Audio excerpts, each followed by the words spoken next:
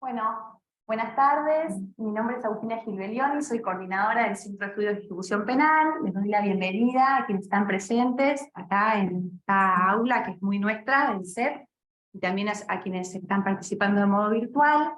En esta oportunidad, este es el tercer encuentro del seminario anual que realizamos en el Centro de Estudios de Ejecución Penal. Brevemente les cuento que el Centro de Estudios de Ejecución Penal, hay muchas personas que ya nos vienen siguiendo y vienen presentándose los encuentros, pero quizás hay otros que son nuevos, que les cuento brevemente. Sí, adelante, bienvenido. El Centro de Estudios de Ejecución Penal es un centro académico que tiene como eje central la difusión y promoción de estudios vinculados a la ejecución penal, que traten de ajustar la materia, digamos, a los lineamientos de la Constitución y los tratados de derechos humanos que rigen a nivel internacional. Entre las funciones del Centro de Estudios de Ejecución Penal está el realizar este tipo de encuentros, se denomina el seminario anual, que cada año se elige un tema de relevancia institucional y se van realizando distintos encuentros que lo van analizando desde diversos enfoques o perspectivas. En este caso, por la importancia del tema, este año se eligió la prisión perpetua, y el primer seminario tuvimos una disertación sobre la prisión perpetua en Europa. En el segundo seminario la exposición fue sobre prisión perpetua en Estados Unidos, y en este tercer encuentro, que tengo el honor de presentar, vamos a escuchar a Rubén Alderete Lobo sobre prisión perpetua en Argentina, desde un análisis normativo jurídico y también con enfoque en posibles proyecciones. Les cuento brevemente que Rubén Alderete Lobo es abogado por la Universidad de Buenos Aires, es doctor en Derecho por la Universidad de Palermo, profesor de esta casa de estudios en la cátedra de la doctora María Veloz, también es profesor en la Universidad de Palermo, donde también es director del INEGEP, a ver si lo dije bien, Instituto Nacional de Estudios de Ejecución Penal, y es autor de numerosas obras, tanto libros como artículos vinculados a la ejecución penal. Bueno, sin más, le doy la palabra a Rubén. Muchas gracias por estar. Muchas gracias, Agustina. Bueno, buenas tardes a todos, a todas, también allí en el Zoom. Bueno, primero muchas gracias al Centro de Estudios de Ejecución Penal de la UBA por invitarme a integrar este seminario con tantos prestigiosos y prestigiosas profesores y profesoras de esta casa de estudios. La verdad que es un placer para mí estar intercambiando algunas ideas con ustedes. Como se imaginan y como podrán apreciar, digamos, por la entidad, digamos, de los distintos enfoques que están planteados en el orden del seminario, el tema es tremendamente complejo. Además de ser complejo, presupone, ya desde un inicio, una multiplicidad de enfoques, ¿no? Y de abordajes. En este sentido, quizás yo quisiera hacer algunas precisiones iniciales, ¿no? Respecto de cómo voy a abordar el tema, sobre qué aspectos de todo el fenómeno que rodea la imposición y aplicación de la prisión perpetua en Argentina y quizá también a nivel global y a nivel regional, sobre qué aspectos yo quizá me he preocupado en particular de estudiar y que puedo llegar a efectuar algún aporte con alguna posibilidad de autoridad científica. Y en principio esta aclaración se impone porque me da la sensación que un problema inicial en torno a la discusión respecto a la prisión perpetua es cierta ensalada de abordajes que a veces complejizan, ¿no? Tratar de entender argumentos, tratar de comprender cuáles son las dimensiones sobre las cuales estamos construyendo alguna opinión, formando alguna opinión. Y en este sentido mi formación es jurídica, yo soy abogado. Entonces, lo que voy a proponer, y me gustaría además anticiparme, ¿no? No por una cuestión de defraudar, sino todo lo contrario. La delimitación de aquello sobre lo cual voy a hablar pretende también anticipar aquello de lo que no. Y quizá un poco las razones por las que no. Si nosotros pensamos en la prisión perpetua, bueno, en particular podríamos tratar de llegar a algún tipo de clasificación en cuanto a qué tipo de abordaje puede merecer.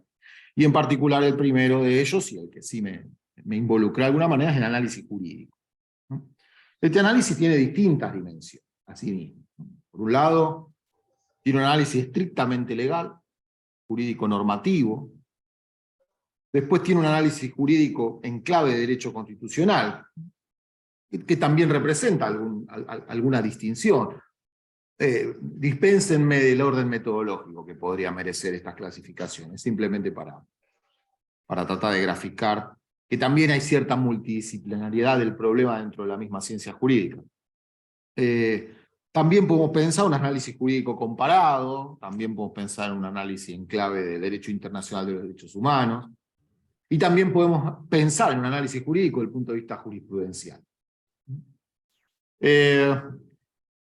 Bueno, de esto va a haber algo en esta charla, yo diría que bastante, casi todo. Y lo que seguramente no va a haber es aquello que tiene que ver con, insisto, sin minimizar la relevancia de estos enfoques, por ejemplo, con alguna discusión vinculada con la eficacia o la ineficacia, digamos, de la aplicación a la prisión perpetua desde una perspectiva criminológica, por ejemplo. Tampoco me siento en condiciones de hacer aportes relevantes respecto del impacto a nivel social, a nivel mediático, del fenómeno de la prisión perpetua. Digo, insisto, puedo opinar, pero no creo que sea una opinión interesante, una opinión que pueda aportar algo distinto, y estoy en ese sentido de un lugar en el que realmente no estaría honrando la invitación, ¿no?, a la que se me convoca. Hay otra dimensión que sí puede resultar quizá interesante, y algo de eso por ahí sí sobre el final de mi exposición voy a intentar esbozar, y que tiene que ver con la dimensión político-criminal. Esto presupone la realización de cierto diagnóstico, ¿no?, acerca de cuál es el estado de situación, y además, bueno, este diagnóstico también, me parece, trae con cierto compromiso de efectuar alguna propuesta sobre la base de este diagnóstico. Entonces quizá algo de esto también va a haber. Hay otra dimensión que también es tremendamente interesante y que no puedo abordar en esta exposición porque no se puede abordar todo, pero quizá toque algunos aspectos, y tiene que ver con el análisis de la significancia que tiene la prisión perpetua en términos de las perspectivas de las víctimas, por ejemplo. Este también es otro tema que me parece que también puede merecer distintos enfoques en sí mismo. Como pueden apreciar, todo esto se le suma a la opinión personal, ¿no? Entonces, mi intención es tratar de ordenar un poco la discusión y aquello sobre lo cual yo pretendo delinear algunos conceptos, insisto, sin menospreciar ni minimizar los restantes enfoques. Solo no tengo pericia ni conocimientos como para efectuar aportes relevantes en esas áreas. Y bueno, también de alguna manera la idea es anticipatoria, ¿no? Porque a veces proponer un análisis jurídico normativo representa tomar cierta distancia, ¿no?, en cuanto a aquello que uno piensa, aquello que uno cree, o aquello que uno pensaría en cuanto a cómo mejor estarían reguladas estas normas, o si es que la pena perpetua debiera o no existir. De hecho, el análisis jurídico normativo, desde el punto de vista de la interpretación, en posicionamiento de intérprete de la norma, exige en algún punto despojarse de estas preferencias, ¿no? Las normas están ahí, y su letra es la primera fuente de interpretación, y quizá construir o hacer una interpretación normativa acerca de una prisión perpetua que uno cree que no debiera existir, o directamente proponer una interpretación sobre la base de cómo debiera ser la prisión perpetua que uno cree debiera existir, es un poco, en algún punto, mezclar el enfoque. Uno puede efectuar ese diagnóstico, hacer una lectura de cuál es la propuesta desde las normas, de la existencia de la institución de la prisión perpetua en la Argentina, y luego efectuar una crítica desde la esfera político-criminal y hacer una propuesta de qué de aquello, digamos, de ese diagnóstico debería cambiar. Pero digo, comenzar quizá el análisis desde una posición personal frente a la prisión perpetua en particular, o incluso, lo hemos omitido, desde la experiencia y el impacto que la prisión perpetua tiene en las personas que la sufren, algo que tampoco puedo subrogarme yo, digamos, en representación de esa voz, que merece un espacio también, ¿no?,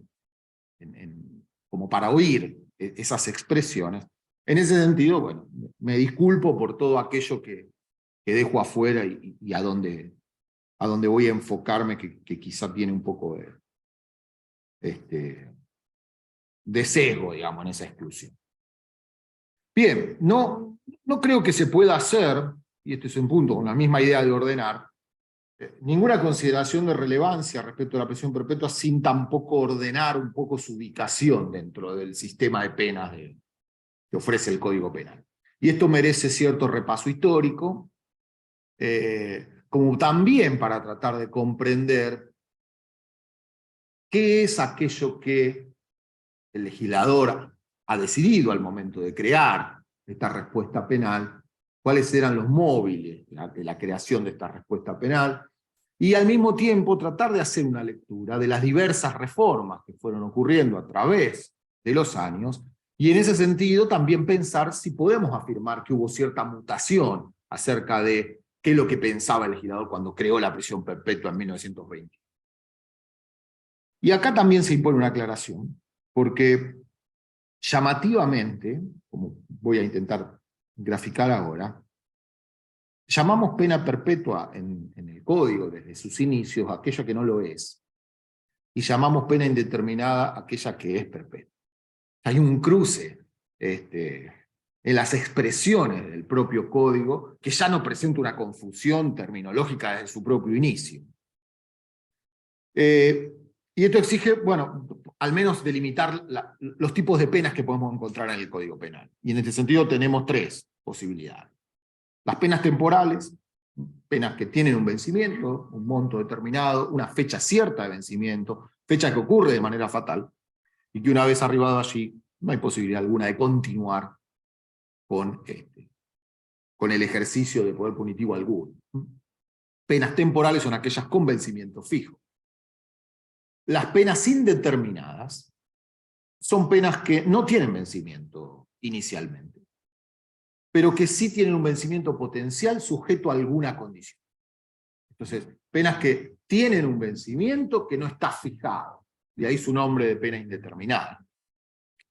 Y la pena perpetua coincide de alguna manera o la pena perpetua estrictamente, la efectivamente perpetua, o podríamos llamar las penas, catálogo de penas eliminatorias, como llamarlo, que comulgan con las indeterminadas en esto de no tener vencimiento, solo que no tienen siquiera un vencimiento potencial, sujeto a ninguna otra cosa. Estos tres tipos de pena convivieron en nuestro Código Penal desde su inicio. Y salvo las temporales, sobre las cuales no necesitamos dar muchos ejemplos, como decía, el Código llama penas indeterminadas a las penas efectivamente perpetuas, y llama penas perpetuas a las penas indeterminadas. Y voy a proceder a dar el ejemplo, en principio pensando en cómo era este sistema de 1921. En 1921 estaban reprimidos con penas a prisión perpetua los homicidios calificados y los delitos de traición. Esta pena perpetua, según el Código, tenía una posibilidad de libertad condicional a partir de los 20 años. Entonces, desde ya estamos frente a una típica pena indeterminada. Una pena que tiene un vencimiento potencial, que incluso está expresamente previsto así en el artículo 16 del Código Penal, que si la persona obtiene la libertad condicional y cumple con determinadas reglas durante la libertad condicional, la pena se extingue. Podríamos discutir si la pena se cumple, se extingue, lo mismo. Hay cierta cuestión ahí que puede llegar a tener alguna implicancia en algún aspecto, pero vamos a decir que la pena termina, más allá de cuál sea la forma, si extinción o cumplimiento. Pero esto ocurre entonces con las penas perpetuas de 1920. A la inversa, la pena indeterminada por excelencia, regulada en el Código, es la llamada accesoria de reclusión por tiempo indeterminado, prevista en el artículo 52 del Código. Esta accesoria de reclusión por tiempo indeterminado se puede poner en dos situaciones. Por un lado, nunca se puede imponer independientemente, de ahí su nombre de accesoria, siempre acompañaba alguna pena. Y las dos opciones eran el acompañamiento de la última condena cuando se daba una cadena sucesiva de reincidentes en el mismo código establecido. La cantidad de reincidentes con determinadas penas con distintos montos que el código preveía que cuando esa situación se daba, la persona era multireincidente, se extraía de esa multiplicidad de reincidencia cierta necesidad de neutralizar esa peligrosidad demostrada, y se le aplicaba a la última pena, sea cual fuera el hecho, podía ser un hurto simple la última, la accesoria de reclusión por tiempo indeterminado. Uno recibía su prisión temporal con más la accesoria de reclusión por tiempo indeterminado. La segunda situación, y esto es tremendamente relevante, en la que se podía aplicar la accesoria de reclusión por tiempo indeterminado, es acompañando una pena de prisión perpetua en los términos del artículo 80. Es decir, cuando los homicidios calificados fuesen de determinada magnitud, porque no dice mucho más el código, simplemente el código nos dice pudiendo corresponder además la accesoria, es decir, un homicidio calificado, la pena es perpetua, pudiendo corresponder la accesoria. ¿Cuándo? Bueno, criterio judicial.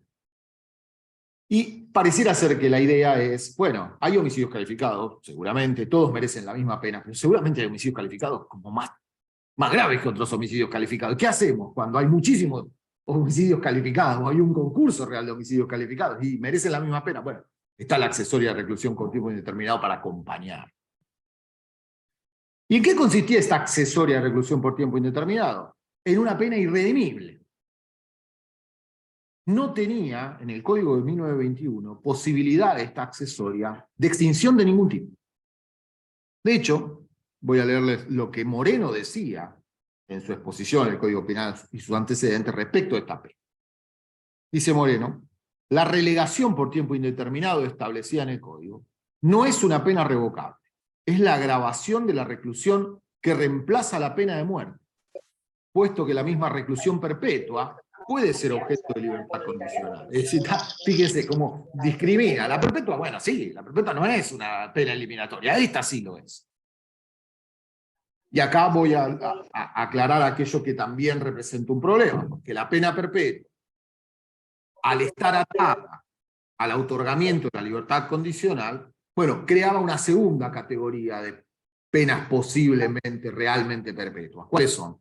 Aquella categoría de personas que no tenían acceso a la libertad condicional por regla misma del Código, que eran dos: personas reincidentes, artículo 14 del Código Penal, y personas a quienes alguna vez se les haya revocado la libertad condicional, es decir, artículo 17 del Código Penal. Estas personas no podían obtener la libertad condicional. Entonces, la combinación de pena perpetua con esta situación se daba en una pena irredimible. Y acá Moreno lo dice. Dice, las penas perpetuas pueden ser objeto de libertad condicional y solamente se convierten en irreparables cuando después de la concesión de esa libertad se revoca el beneficio. Y no agrega, pero también había que pensar en los reincidentes que estaban establecidos en el artículo. Y fíjense lo que dice. Dice, esta accesoria, en los casos que se pronuncia, no es revocable teniendo el alcance de una eliminación definitiva. La única manera de terminar con una condena de esa clase sería el indulto o la conmutación. Podría atacarse el sistema, dice Moreno, sosteniéndose que la gravedad es excesiva, pero debe tenerse en cuenta que suprimida la pena de muerte, la que no se aplica ni a los reincidentes por crímenes graves, la sociedad debe reemplazarla por la reclusión permanente, lo que equivale a la eliminación del medio social. Clarito. He aquí una primera cuestión. El Código prevé una pena eliminatoria, que es un nacimiento. ¿Cómo se llama? Accesoria de reclusión por tiempo indeterminado. Esa es la pena perpetua.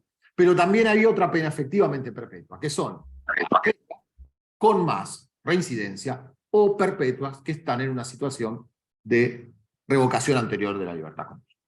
La combinación de perpetua con accesoria de reclusión por tiempo indeterminado es casi como la redundancia de la eliminación, ¿no? Pero como podemos ver, tenemos entonces un cruce terminológico que ya nos confunde de antes. La pena perpetua no es perpetua. Y la pena indeterminada es perpetua, no es indeterminada. En 1944 se modifica el régimen de accesoria de reclusión por tiempo indeterminado y se agrega una posibilidad de libertad. Luego de transcurridos 5 años, 10 años en ese momento de la accesoria, la persona podía pedir una libertad condicional. Entonces imaginemos una pena temporal X. Vamos a suponer una pena de 1 año de prisión con más la accesoria de reclusión por tiempo indeterminado. ¿Cómo funciona este sistema? Bueno, como todo lo accesorio, comienza a cumplirse luego. Con lo cual, la persona cumplía su pena temporal y luego comenzaba a cumplir la accesoria. Transcurrido un cierto término de esta accesoria, podía acceder a una libertad. Y luego también el propio artículo 53, que se consagra esto, si durante esa libertad se cumplían con las reglas, podía extinguirse el acceso. Esto entonces le pasa a quitar la naturaleza de prisión irredimible a la accesoria para transformarla en una pena indeterminada también. Dejo al margen el debate acerca de si esto es una pena o una medida de seguridad. Debate gigante que pueden confrontar y que incluso persistió de alguna manera en el fallo Gramajo de la Corte del año 2006, donde perviven las dos posturas también en el voto del juez Petraglia, fundamentalmente. En consecuencia, bueno, ahora sí es indeterminada la accesoria. Bueno, más o menos, porque resulta que la accesoria sigue pudiéndose combinar con la pena de prisión perpetua, del artículo 80. Y entonces uno dice, bueno, no importa, pero entonces podría acceder a la libertad de la accesoria. Sí, bárbaro. Podría hacerlo una vez que comience a cumplir la accesoria y cumpla el tiempo necesario que el mismo artículo 53 solicitaba para ello. ¿Y cuál es este tiempo? Bueno, una vez que termine de cumplir la perpetua, empezará. ¿Y cuándo termina de cumplir la perpetua? Y nunca, porque es perpetua. Entonces, queda esa telaraña normativa ahí que engaña y que parece decir que hay una posibilidad liberatoria cuando en esa combinación no la hay. Esto continuó. Continuó en 1944, continuó en 1984 con la vuelta a la democracia, en la que se hicieron ajustes, algunos retoques en cuanto a la accesoria, y continúa hasta el día de hoy en esta regulación con la posibilidad de poder agregarle a la pena perpetua del artículo 80 la accesoria a reclusión por tiempo.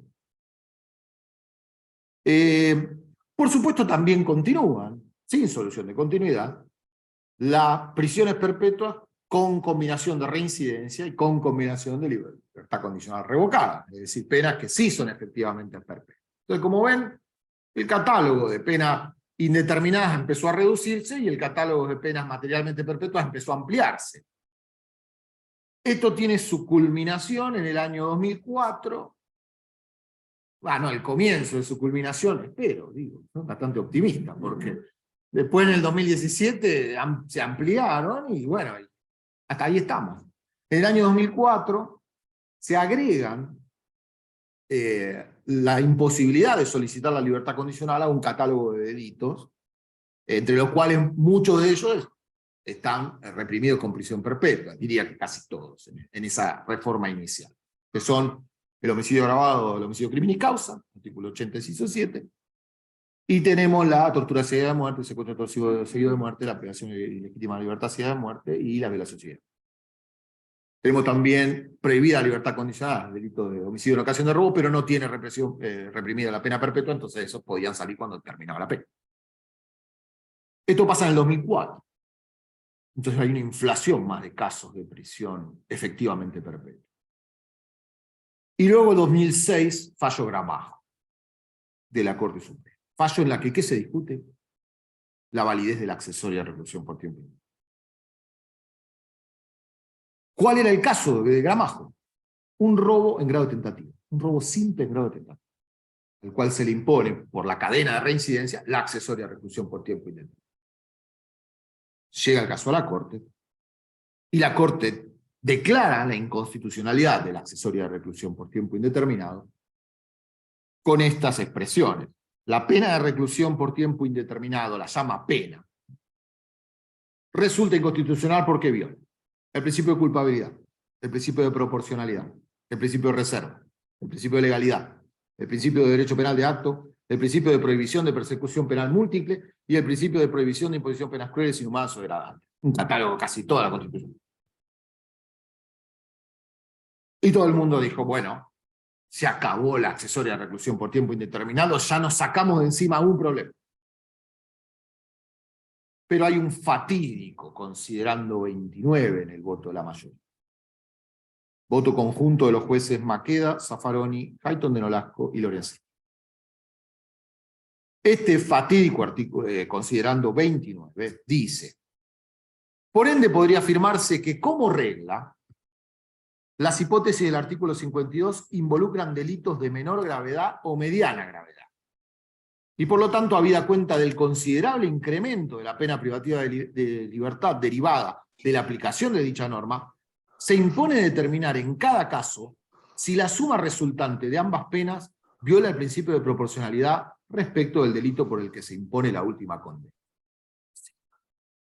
¿Cómo que yo tengo que hacer un análisis de proporcionalidad si tengo una pena que viola todos estos principios? ¿Qué es este considerando 29? ¿Qué ventana me abren? Porque claro, pareciera sugerir que un robo en grado de conato no le parece. Lo que pasa en un homicidio en ocasión de robo. ¿Qué pasaría, no? Si me obligan o me fuerzan a hacer este análisis de proporcionalidad respecto del último hecho. Ruido este artículo 20, este considerando 29. A mí no me gustó. Le hice una crítica en ese momento muy fuerte a este.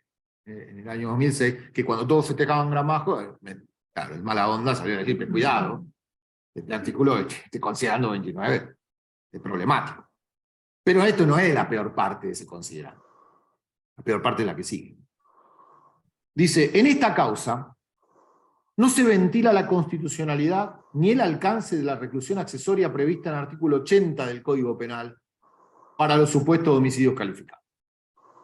En efecto, la cuestión se limita a los casos del artículo 52 derivados de multireincidentes, donde la exigencia de 4 o 5 condenas sin que hubiera transcurrido entre ellas el plazo que hace caer la reincidencia, en principio parece excluir, en principio parece, ¿cómo en principio? Ya me habías enumerado, ahí me lo suavizaron un poquito más, como consecuencia necesaria, aquellos supuestos de delitos por demás graves, ya que en su caso la condena hubiera implicado una pena de larga duración. Entonces, básicamente nos dicen, mire, yo estoy declarando la asesoría de reclusión por tiempo indeterminado, pero la del 80, esa habilitación que el código le da a los jueces a imponerla de manera conjunta con los homicidios calificados, sobre esa no estamos diciendo nada. Y lo aclaramos acá, por la duda que a alguien se le ocurra, extraer estas consecuencias y aplicarlas al artículo 8.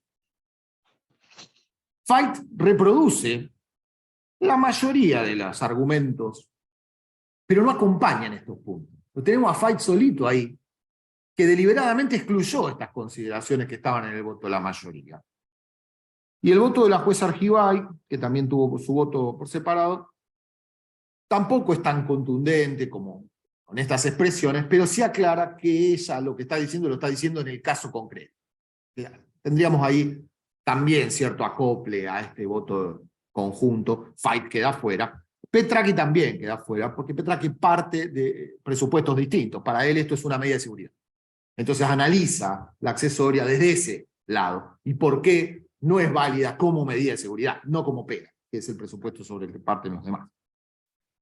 Sin embargo, encontramos el voto del juez Petracchi. Este fallo es tremendamente rico. Yo se los recomiendo porque realmente tiene mucha tela para cortar. Petracchi dedica bastante espacio en su voto a hablar a modo de obiter de la inconstitucionalidad que representa tener una persona de por vida en la cárcel. Aquí le dedica mucho tiempo, bastante espacio y frases muy contundentes a esto, en la que ya identifica con claridad la violación al principio de resocialización con el artículo 5.6. Petracchi es obiter esto, pero es el único que dice esto en este fallo. Bueno, ¿qué pasa entonces con la accesoria de reclusión por tiempo indeterminado? Vive, al menos como mínimo, en su mirada más anuente, en el 80. Está viva ahí. Está viva en el lugar más complejo, digamos, ¿no? En el lugar en el que es irredimible. ¿Y qué pasó? En el 2019, caso Álvarez Guillermo de la Corte Suprema, por supuesto con otra composición, venía recurrido, este caso también tiene muchísimos bemoles y no tengo posibilidad ahora de hacer un detalle, pero les cuento en lo que importa a este punto. Venía declarada la inconstitucionalidad de la accesoria de reclusión por tiempo indeterminado por parte de la Cámara de Casación, que la había eliminado citando a Gramajo. Y el caso llega a la Corte por recurso fiscal. Hay que decir que la Corte se apartó severamente de los términos del recurso fiscal. Es un típico ejemplo de reformatio imperium lo que pasó en Álvarez. Pero lo dejo ahí como una postilla, ¿no? No voy a ampliar sobre eso. Pero la Corte dice algo, dice, cuidado. Usted no puede declarar la inconstitucionalidad de la accesoria, porque, y citando a Gramajo, en un caso de homicidio calificado, porque Gramajo específicamente excluyó a los casos de homicidio calificado. Entonces, citar ese precedente de la Corte para declarar la inconstitucionalidad accesoria no es posible y anula el fallo. O sea, otra composición de la Corte, en el año 2019, retoma la línea del año 2016. Estas son bastante malas noticias en este punto. Entonces, ¿subsisten las penas perpetuas? Bueno, por supuesto subsisten en esta línea argumental. Si la accesoria de reclusión por tiempo indeterminado, en términos de la Corte, al menos, subsiste en los casos de homicidios calificados, No, por favor. reclusión por tiempo indeterminado, es en esencia lo que Moreno decía, bueno, esto es una pena eliminatoria. Esto que estoy diciendo, insisto, está despojado de lo que yo piense de esta respuesta penal, ¿no? Entonces tenemos penas efectivas y materialmente perpetuas en Argentina, por supuesto. La tenemos desde la sanción misma del Código. E irremediblemente fue convalidada con las reformas, e irremediblemente hubo pronunciamientos que eludieron declarar per se la inconstitucionalidad de esta.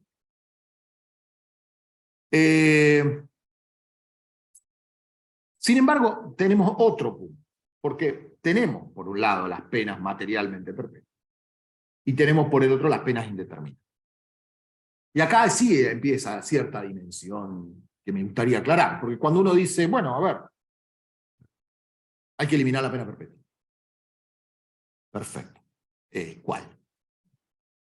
La pena materialmente perpetua. ¿Estás hablando de la pena ¿Quién se entiende por pena perpetua? ¿La pena materialmente perpetua o la pena indeterminada? Y acá entra otro debate que se mezcla, y que es cierta oposición entre pena perpetua o indeterminada, vamos a llamarla, y pena temporal. ¿Qué significa esto?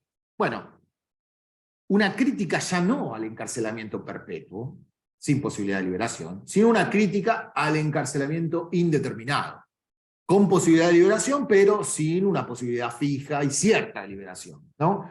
Que en términos de lo que ofrece hoy la pena perpetua en la Argentina es un regalo del cielo, ¿no? La posibilidad de que yo pueda salir de alguna forma.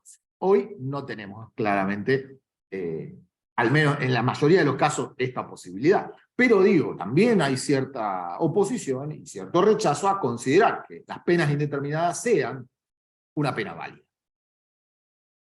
Y esto presupone un debate distinto.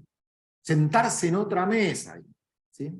Porque puede existir acuerdo absoluto en que mantener a una persona de por vida en prisión es una pena cruel, inhumana, degradante, o que confronta de manera imposible de subsanar con el principio de resocialización.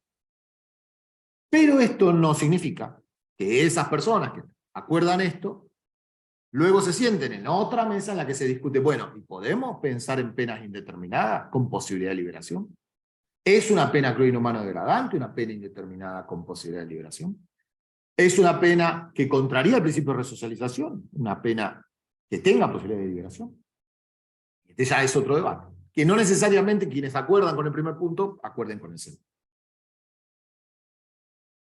Y acá sí vamos a empezar a hacer un análisis, porque digo, cuando yo termino el diagnóstico, también pienso en si ese diagnóstico nos permite pensar en alguna reforma. Y en todo caso, ¿qué escenario, ¿no? tenemos en términos de cómo se fue comportando el Estado argentino respecto de esta respuesta desde 1921 hasta hoy? Y si es sensato pensar desde el punto de vista de la materialización, no desde el punto de vista teórico. Desde el punto de vista teórico es fácil. Uno puede decir, hay que transformar todas las penas en penas temporales. ¿Sí?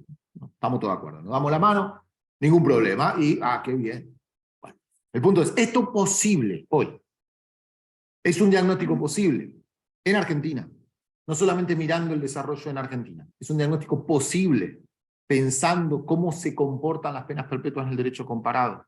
Cómo se comportan a partir de la jurisprudencia del Tribunal Europeo de Derechos Humanos, cómo se comportan las penas perpetuas a nivel regional. Bueno, a ver. Tribunal Europeo de Derechos Humanos tiene una frondosa jurisprudencia en materia de pena. ¿Cuál es básicamente el estándar? Lo resumo. El estándar es, no puede haber pena materialmente. La pena que se redime solo con la muerte es incompatible con el artículo 3 de la Convención Europea, es decir, la previsión de penas inhumanas sobre. Esto el Tribunal Europeo lo dijo en 8 millones de pronunciamientos. Uno de los más relevantes y los más citados es Winter contra Reino Unido, que digamos que es un pronunciamiento muy importante del Tribunal Europeo en esta línea. ¿Qué es lo que dice entonces el Tribunal Europeo? Bueno, tiene que haber una posibilidad de liberación. Posibilidad jurídica de iure y posibilidad fáctica, de iure y de facto. ¿Qué significa esto? Tiene que haber una norma que habilite esa posibilidad de liberación desde el comienzo de la misma o de la imposición de la pena. No después y a ver, viendo, vamos viendo. No, desde el comienzo que se impone la pena, desde ahí tiene que haber una posibilidad de liberación preestablecida en la norma. Y también fácticamente. Este cruce es interesante, porque, claro, si uno me dice a mí, usted tiene posibilidad dentro de los 35 años, yo tengo 50 años, 60 años, bueno, básicamente para mí no es posible fácticamente esa cosa. Entonces, ya el Tribunal Europeo adelanta esto. Luego desarrolla, ya con una manera un poco más conservadora, ¿sí?, cuál debiera ser el plazo. Y digo, el Tribunal Europeo es muy claro en decir, mire que no estamos diciendo que este es el plazo que tienen que aplicar todos los países de Europa, pero que en líneas generales no parece conveniente que el plazo no sea mayor de 25 años para la primera posibilidad de postular a la libertad condicional. O algún tipo de liberación, ¿no? La libertad condicional puede ser una. Puede haber un sistema administrativo, cualquier. Puede no ser condicional, puede ser definitivo. Puede ser un indulto, una conmutación, lo que sea. Y el Tribunal Europeo también dice, en estos pronunciamientos en general, y no estamos diciendo que usted le tenga que dar. O sea, solo basta con que la posibilidad esté. Después, si usted lo analiza en las entrevistas y las condiciones que usted pone, resulta que no está en condiciones de bueno, no se la da. Pero cuidado, también tiene que haber en esa regla cierta forma de que la persona pueda repostular, ¿no? Un cierto periodo para revisar aquello que le fue negado. ¿Qué toma el Tribunal Europeo como elemento dirimente? El Estatuto de Roma. ¿Qué pasa en el Estatuto de Roma? Hay pena perpetua en el Estatuto de Roma. En el artículo 77 se admite la imposibilidad de penas a perpetuidad, pero con posibilidad de liberación por lo que se llama vía de reducción de pena. Es decir, el propio Estatuto de Roma, para los crímenes más graves contra la humanidad, prevé una pena con posibilidad de libertad condicional. ¿Es perpetua esa pena? No, es pena indeterminada. ¿Cuál es el plazo? Según el artículo 110 del Estatuto, 25 años. Entonces el Tribunal Europeo dice, bueno, ahí está el ejemplo. Bien, entonces, a ver, ¿qué sacamos de esto? En el marco del sistema europeo de derechos humanos, ¿está validada la pena indeterminada? Sí, está validada. ¿Está validada en el contexto del marco del sistema internacional de derechos humanos la pena materialmente perpetua? No. En el marco del sistema internacional de derechos humanos, en el marco de lo que es el régimen del Estatuto de Roma, de la Corte Penal Internacional, ¿está validada la pena y contemplada las penas indeterminadas? Sí. ¿La materialmente perpetua? Ni así se contempla. Bueno, ¿qué pasa en el ámbito regional? Corte Interamericana. Bueno, Corte Interamericana no tenemos. ¿Por qué no tenemos pronunciamiento? Bueno, por varias razones. Primero, porque el trámite ante la Corte Interamericana es bastante más largo que el trámite ante la Europea de Derechos Humanos. Pero además, porque son muchísimo menos los países del sistema interamericano que tienen penas perpetuas que los que hay en el. En ese catálogo, dentro de los cuales estamos, los casos que se están ventilando ante la Corte Interamericana son de Argentina. ¿Por qué? Porque tenemos la pena más severa en la región. Nosotros tenemos penas perpetuas irredimibles. Y todos los países, que son 6, Honduras, México, Chile, escapa alguno ya, Perú, tienen todos una posibilidad de libertad condicional. Algunos no la tenían, caso de Perú. Y el Tribunal Constitucional salió a decir, no, señores, tiene que haber una pena, y en 14 días se dictó un decreto modificando y estableciendo cómo se iba a poder redimir. Fíjese, qué rápido, ¿no? Habló el Tribunal Constitucional y dice, bueno, habló el Tribunal Constitucional, modifiquemos. Parecido a lo que pasa acá. Entonces, mucho o poco, Cuba también, mucho o poco, discutamos el plazo, si es mucho, muy largo, tienen posibilidad de liberación. Y el caso que llegó a la Corte Interamericana es el conocido caso Mendoza, en el que lo que se discutió es la aplicación de la pena de prisión perpetua a personas que cometieron los hechos cuando no habían alcanzado la mayoría de edad. Cuestión que no puede de ninguna manera ser analizada bajo la misma dimensión en la que analizamos o entendemos el problema de la pena aplicada a adultos.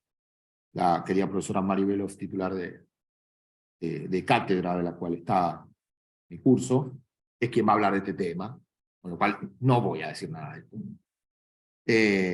A escuchar a la profesora Mari Veloz. Lo que sí voy a decir es que hay un parágrafo en ese fallo, 174, parágrafo que vayan a buscarlo, en el que la Corte Interamericana dice algo genérico respecto de las penas, de este tipo de respuestas penales.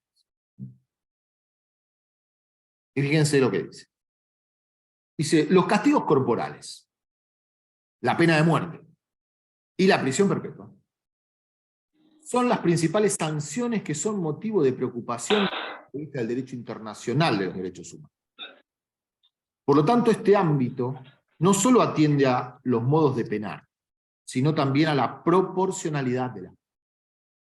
Por ello, las penas consideradas radicalmente desproporcionadas, así como aquellas que pueden calificarse de atroces en sí mismas, se encuentran bajo el ámbito de aplicación de las cláusulas que contienen la prohibición de la tortura y los tratos crueles, inhumanos y degradantes. Analicemos este párrafo. Habla de penas radicalmente desproporcionadas y penas que pueden considerarse atroces en sí mismas. Son dos tipos de clasificaciones que hacemos. ¿Y cuáles me enumeran? Castigos corporales, pena de muerte y prisión perpetua. ¿Cuáles de estas podemos considerar radicalmente desproporcionadas y cuáles atroces en sí mismas? De hecho, ¿hay alguna de ellas que podamos considerar desproporcionada? Digo, la pena de muerte. Podemos decir, y mire, radicalmente desproporcionada. Hablar de desproporcionalidad radical parece hablar de que hay algunas que sí pueden ser proporcionales. Yo entiendo que los castigos corporales y la pena de muerte quedan fuera de esta idea de respuestas desproporcionadas, que uno pueda afirmar que se trata de respuestas penales desproporcionadas. Pueden serlo, pero seguro son penas atroces en sí mismos, no admitidas en ningún caso. En consecuencia, me queda la prisión perpetua nada más, dentro de este catálogo. Y la prisión perpetua sí puede ser radicalmente desproporcionada. Bueno, quiere decir que quizá, y esto es una conjetura, pueda existir alguna prisión perpetua a propósito. Al menos la Corte Interamericana está preocupada por ello. Cuidado, puede ser que para la Corte sea una pena atroz en sí misma la prisión perpetua, pero habría que pensar en qué términos va a pronunciarse la Corte respecto a la prisión perpetua. Es decir, en términos similares al Tribunal Europeo de Derechos Humanos, validándola como lo hace en relación a una aplicación, a considerar una pena indeterminada, y solamente considerarla cruel, inhumano y degradante cuando es en términos absolutos, o no. O es pena, o toda pena indeterminada es atroz, cruel, inhumana. Puede ser que la Corte diga esto, no lo sabemos. Y les doy otra pista. Bueno, en el caso Álvarez, la Corte está por dictar un pronunciamiento. La Corte Interamericana tiene multiplicidad de agravios. El caso Álvarez, uno de ellos es cómo se lo penó. Y estamos todos expectantes a ver qué dice la Corte Interamericana respecto de esto, si decide decir algo. Sobre esto también creo que va a hablar la colega y amiga Silvia Martín, lo cual ahí les voy tirando otros temas que yo no voy a ingresar.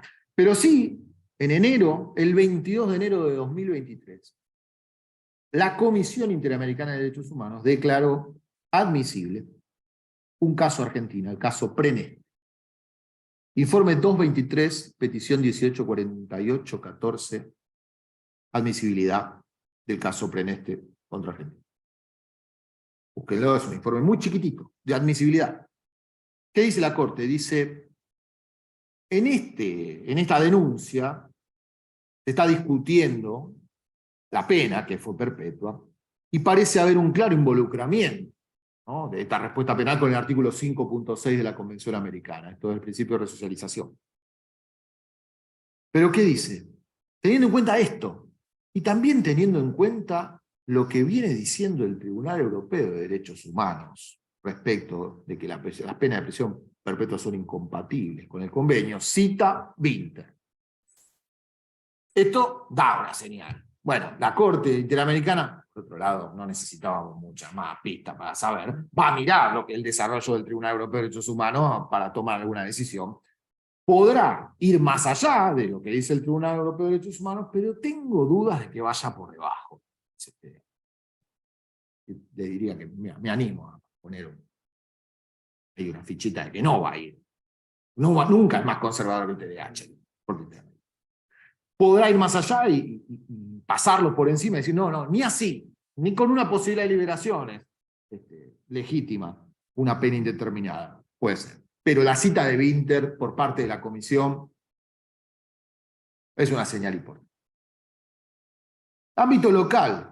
Perdonen que exceda, ¿no?, en el repaso, pero me parece que todo esto nos va a llevar de alguna manera a la conclusión. Y con esto sí siento que les puedo decir, bueno, a mí me parece. Si no, no me parece que le dé soporte a aquello que vengo a decir. ¿Qué pasó con la Corte Argentina respecto de esto? ¿Y qué pasó en la doctrina? Bueno, a ver, por ejemplo, clásico. Uno que diría, ¿qué tratado irían a buscar ustedes si quieren plantear la inconstitucionalidad de la pena perpetua? ¿Cuál irían a buscar? ¿Tienen uno? Zaffaroni. Bueno. Tratado del profesor Zaffaroni, el año 2002, dice, la prisión perpetua del Código no es inconstitucional en sí misma, dado que no es perpetua en sentido estricto, sino relativamente indeterminada.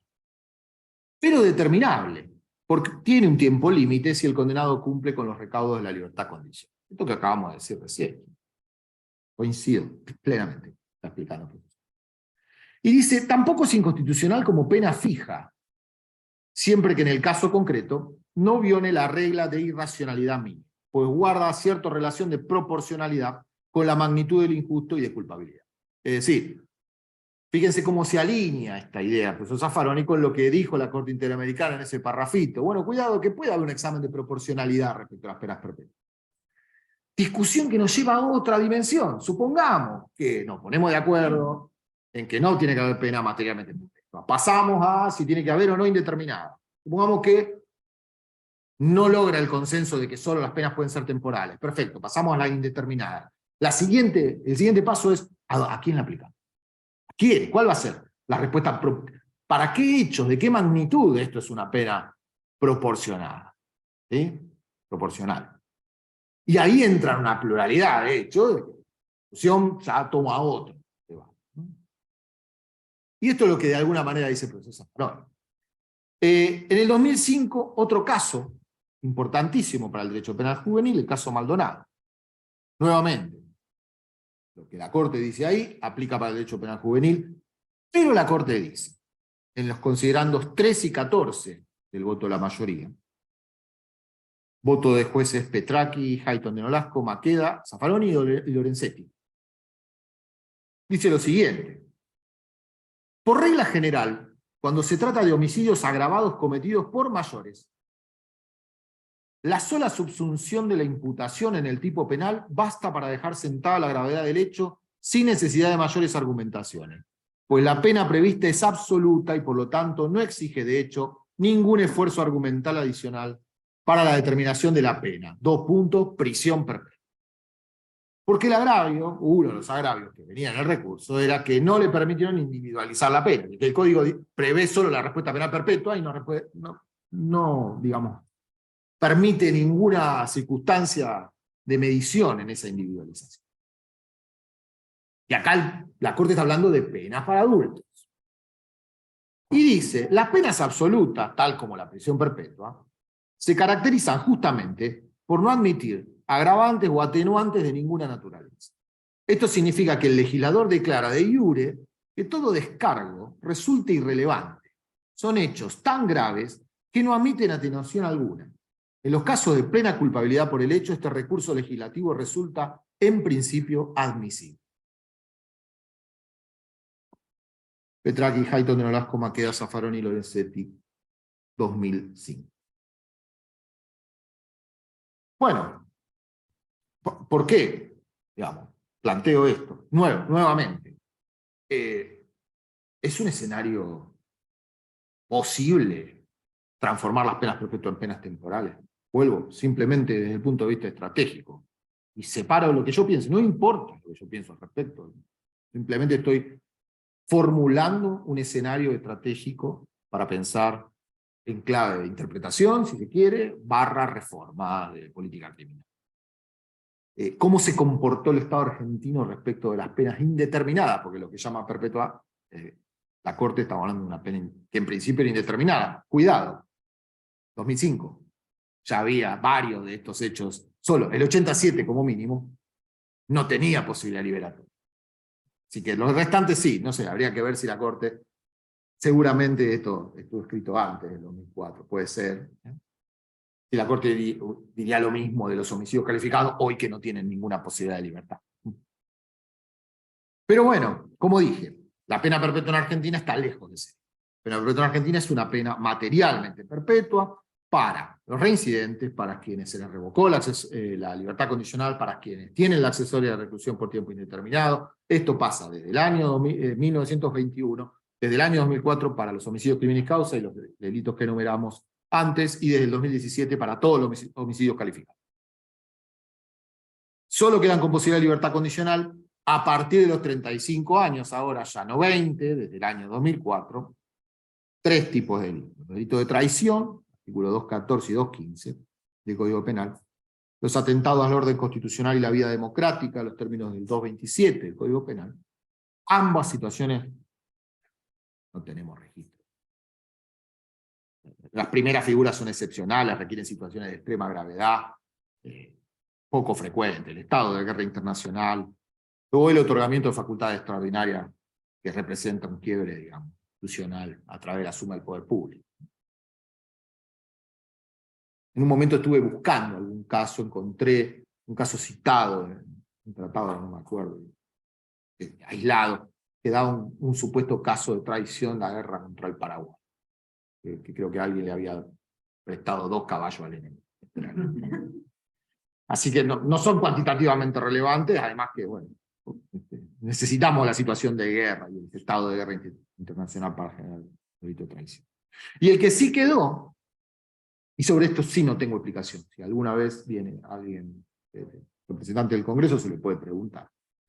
La figura de la desaparición forzada de personas si resultara en la muerte de la persona o si tratara de una persona embarazada, menor de 18 años, mayor de 70, con discapacidad, cuando hubiera nacido durante la desaparición forzada de su. Artículo 142, segundo párrafo. Tampoco tenemos de la vuelta a la democracia solamente un caso, tenemos con condena, creo que hay otro que se está investigando, y no son casos de este supuesto agravado, con lo cual no van a merecer pena perpetua. Pero asumimos que el regreso a la democracia, que estos casos van a ser también cuantitativamente pocos. Además, esperemos, y así es, o que no haya ninguno. Pero eventualmente posibilitaría la libertad condicional en estos casos. Es extraño, ¿no? Este caso quedó ahí, a alguien se le olvidó, o no, o lo decidieron, habría que preguntarles. Bueno, como les decía, en el derecho comparado, el escenario comparado, en términos de pensar la transformación de la pena perpetua en penas temporales, con vencimiento fijo. Según Penal Reform International, la pena perpetua existe en 183 países. En 65 de esos 183 son penas de por vida sin posibilidad de libertad condicional. Número muy grande. Y los números no se reducen, aumentan. Países que no tenían la pena perpetua la adoptaron. Caso de España, en el año 2015. Caso de Colombia, en el año 2020, que por fortuna el Tribunal Constitucional Español la declaró inconstitucional. Rápidamente. pero hubo un intento, hay una modificación constitucional. Colombia la tenía prohibida por la Constitución, la imposición de la pena. Entonces hay regresión. Punto. Hay cada vez más países.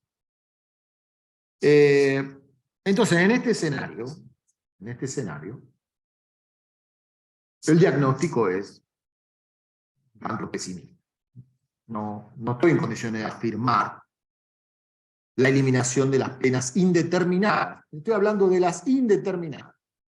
No creo que sea posible un escenario de eliminación de una respuesta penal que, insisto, está en el Código de 1921, convalidada por todas las cortes de todos los colores que se le ocurra, y mantenida a través de los años por todas las legislaciones y las modificaciones y reformas que sufrió el Código, e incluso ampliada.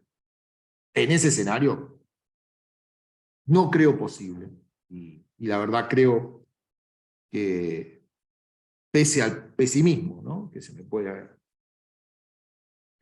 alegar de esto, no espero. En realidad espero poco de los legisladores en general, pero bueno, espero menos de esto. Y ahora sí también ahí pongo un paréntesis, si quieren después charlamos de todas las cosas por las que creo que nuestro Congreso no está en condiciones de sanamente debatir esto.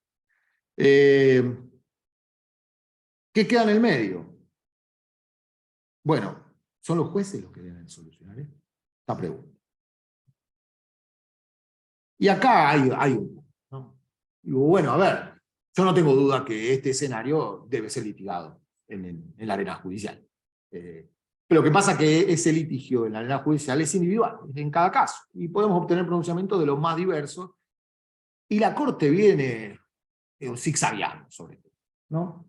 No quiero dejar de decir que en el año 2006 la Corte dicta el fallo Jiménez Ibáñez, un pronunciamiento en el que algunos dicen a través de un obiter dictum. Yo creo que la verdad es que por lo que es el fallo uno podría decir semejante afirmación hubiese requerido un desarrollo mucho mayor. Entonces sí podría uno considerarlo obiter dictum por su timidez, no, siquiera. La Corte dice que es incompatible porque refiere que con acierto la defensa recurrente sostenía que la pena materialmente perpetua constituía una pena cruel e inhumana de grado. La Corte está diciendo que es acertada esa afirmación. ¿Para qué? Para decir que la sentencia era equiparable a definitiva, que era lo que venía discutido en el asunto, ¿no? Dice, mire, el planteo, la verdad, es bastante serio. Así que vaya y resuélvalo. Claro que es sentencia equiparable a definitiva, este asunto en el que la persona está diciendo, ¿vence mi pena una vez? Yo creo que sí. Bueno, la Corte dice esto. Pero claro, es un obiter, podríamos decir que es un obiter, pero yo no sé hasta qué punto es desvinculable el objeto que la persona estaba reclamando con lo que termina diciendo. La Corte dice, mire, esto es serio. Y no solamente dice serio, tiene razón. La Corte le está anticipando y le está adelantando que ese reclamo era válido. Entonces no dejo afuera este fallo, que es tremendamente relevante. Tampoco dejo afuera la correcta lectura del fallo Álvarez, último, de que la Corte dijo muchísimas cosas malas, pero al final del día, el caso venía porque el Tribunal de Casación había transformado la pena perpetua en una pena temporal. Dijo, bueno, no puede haber pena materialmente perpetua, la pena tenía la accesoria de reclusión por tiempo indeterminado, la pena perpetua con accesoria, y la Corte dijo, no, esto no puede, la Casación, esto no puede pasar. Perfecto, ¿cómo lo resolvemos? La pena perpetua la vamos a transformar en una pena temporal. ¿Cuánto? 25 años. ¿Por qué? Porque al momento de los hechos era la máxima prevista en el Código Penal, 25. Hoy sería 50 y habría que ir. La Casación lo transforma en 25. ¿Y con la accesoria qué pasa? ¿Qué hacemos? No, la declaramos inconstitucional por el fallo Grama. Esto llegó a la Corte. ¿Por qué llegó a la Corte? Porque el Ministerio Público Fiscal dijo, para mí no son 25, son 30. Esto fue lo que llevó el Ministerio Público Fiscal a la Corte. Y consiento expresamente la inconstitucionalidad del accesorio. La Corte se metió en todo, por eso digo que es un caso claro, reformatio imperius. Pero además dijo cosas, dentro de las cuales las destacables son las siguientes. Censuró toda posibilidad de que la solución sea transformar la pena perpetua en una temporal. Lo que nos da dos. malas noticias. La primera, para la Corte, la pena perpetua del Código sigue vigente. No la tilda de inconstitucional. Y veda todo intento judicial de transformarla en una pena temporal. Así que yo creo que con ese fallo es muy difícil ir a decirle a un juez o jueza, mire, transfórmeme la pena perpetua en una pena temporal y fíjeme vencimiento. La Corte censuró claramente ya en ese fallo. Pero ¿qué pasa? Dentro del catálogo de cosas que se dicen, hay una remisión al dictamen del Procurador General. Y el dictamen del Procurador General en un momento dice, acá, y la Corte también lo dice, lo que hizo el tribunal a transformar la pena perpetua en una pena temporal es dejar a un lado todas las disposiciones que hablan de la libertad condicional. Y tenía que someterse a esa. Todo vencimiento, una pena perpetua con accesoria, está ligado a la libertad condicional. Entonces la Corte está dando ese camino. Claro, uno diría, bueno, pero la libertad condicional la tengo negada en el caso. Primero es una accesoria, además la persona era reincidente. Pero la Corte sabe esto. O sea, uno no puede decir que la Corte ignoraba esta afirmación. ¿Cuál es la señal para mí? La buena lectura del fallo. La Corte está diciendo que el camino viene por el lado de extirpar aquellas disposiciones que impiden la libertad condicional. Y retomemos entonces la saludable opción del Código de 1921 de darle a la libertad condicional la entidad para poder resolver la posibilidad de liberación esta, ¿no? De la que habla el Tribunal Europeo de Derechos Humanos. Y digo, una lectura que también se me puede catalogar de optimista, digamos, o de mirada con buen ojo, es una lectura que es posible, teniendo en cuenta cuál es el estándar internacional en materia de penas perpetuas. Entonces digo, sí, obviamente que no se puede negar la ventaja y la necesidad de litigar estos casos mientras subsista la regulación, y no solo eso. Nosotros vemos en la tele algunos que otros que seleccionan los medios de comunicación, digo, pero hay cantidad de hechos que merecen esta pena. Podríamos hacer están las estadísticas en el Sistema Nacional de Estadística de Ejecución Penal, ahora no tengo el número, así que no lo quiero dar, para no faltar la verdad, lo pueden buscar, pero es un número importante. Y además no está discriminado cuáles de esas penas perpetuas son anteriores al 2004, cuáles son posteriores al 2017, con lo cual habría que ver el estado de situación. Pero lo que es seguro que del año 2017 toda pena perpetua es una pena técnicamente perpetua, sin posibilidad de liberación.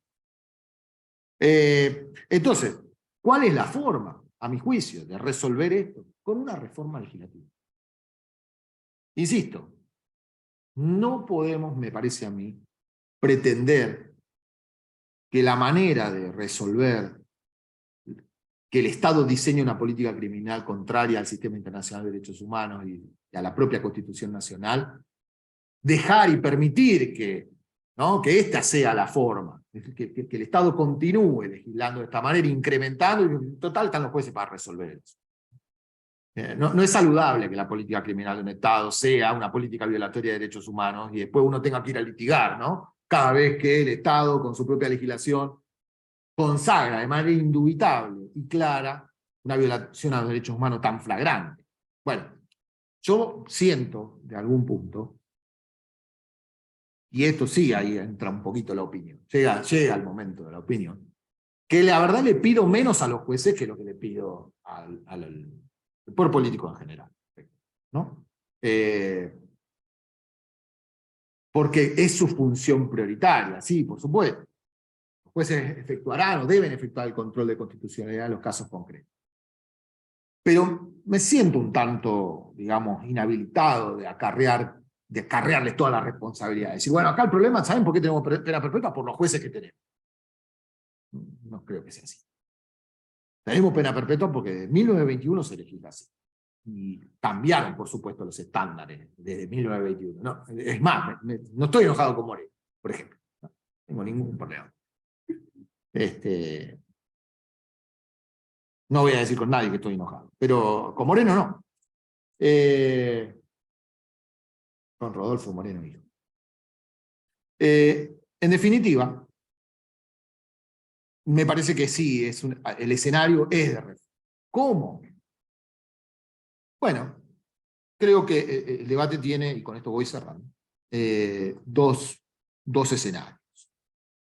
El primero es, que me parece, insisto, con pesimismo y quizá, ojalá, me demuestre mi error, muy poco probable, que es el debate acerca de si vamos a transformar las penas perpetuas indeterminadas en penas temporales. Y vamos a abandonar totalmente el sistema de penas indeterminadas para tener un sistema de penas temporales. Ojalá. La verdad son 6 países de la región que no tienen esto. Después están los fraudes de etiqueta, ¿no? Porque una pena temporal de 75 años, ¿no? Sí tiene vencimiento, no se preocupe, ¿sí? En el 2134.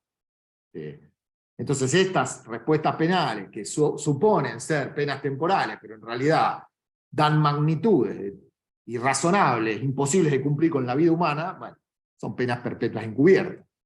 Entonces estamos pensando en un sistema de penas fijas, de penas temporales, con vencimiento fijo, ¿no? Pena con vencimiento fijo.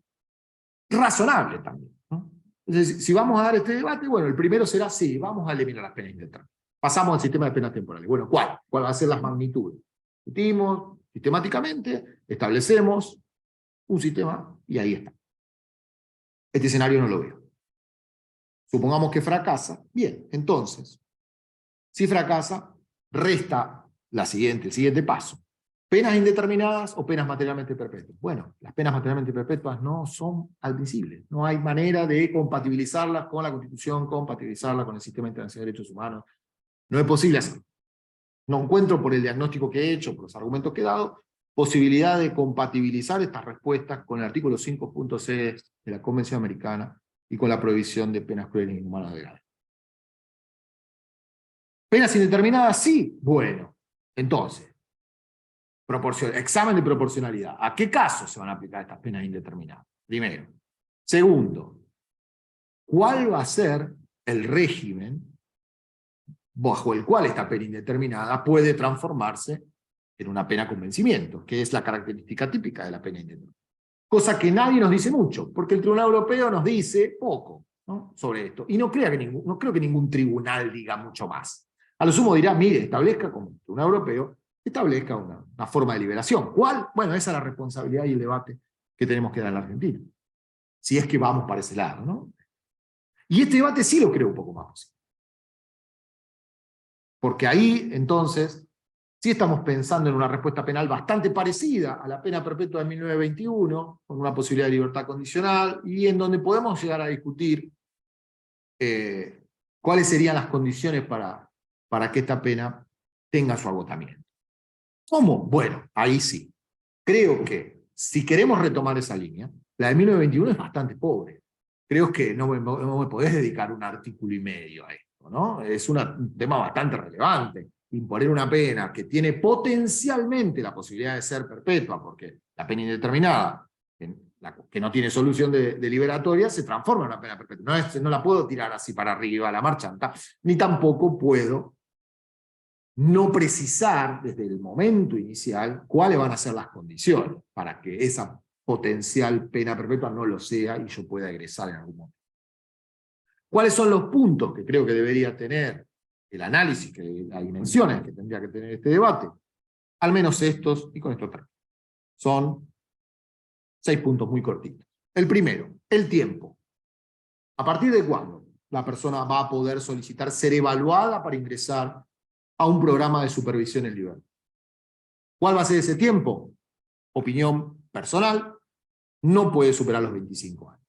El que la baso, artículo 110 del Estatuto de Roma, ¿sí? No podemos pensar para delitos comunes un plazo superior al plazo que está establecido en el derecho interno, porque está incorporado al derecho interno, el plazo para revisar o reducir la pena para un genocidio. Con lo cual, 25 años como mínimo, ¿sí?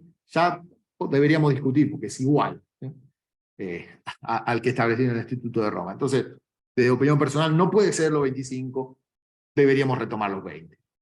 Empezar por ahí, retomar los 20 que en 1921 se habían puesto hace 100 años, de acuerdo, que 20 era mucho. Segundo, ¿cómo va a estar integrado el órgano que va a emitir los informes, ¿sí?, sobre los cuales se va a evaluar estos candidatos o candidatas a acceder a la libertad condicional? O una modalidad liberatoria, la podemos llamar distinta, ¿sí? en los casos de penas perpetuas.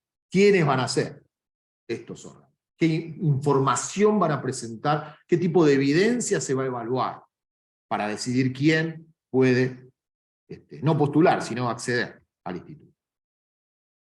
¿Quiénes van a estar y quiénes van a integrar este cuerpo pericial, ¿no? Y en principio creo que necesariamente debiera estar integrado además con las personas a cargo del organismo de control y asistencia durante este programa de liberación. O sea, estamos pensando en delitos graves, ¿sí? Tenemos que dar también el mensaje de que no estamos abriendo la puerta, vaya nomás, se acabó el problema. Hay que efectuar cierto seguimiento, cierto control, cierta asistencia, que viene de la mano de un binomio a veces muy complejo, que es supervisión, por un lado, pero también asistencia. Estamos hablando de gente que estuvo mucho tiempo presa.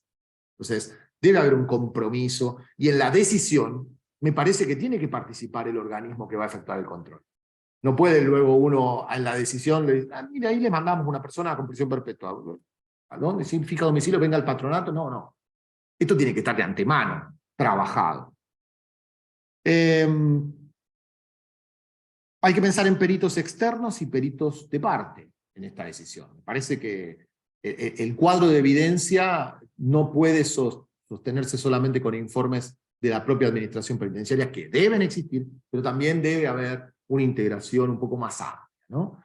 Estos peritos externos pueden ser de un órgano del Estado, pueden ser de un órgano ejecutivo, al estilo, me perdí la posición acá del doctor Sigman, pero seguramente los órganos de paro norteamericanos tienen órganos administrativos que participan en estas decisiones. Bueno, quizá podrían estar integrados en este comité o especie de grupo de evaluación, ¿no?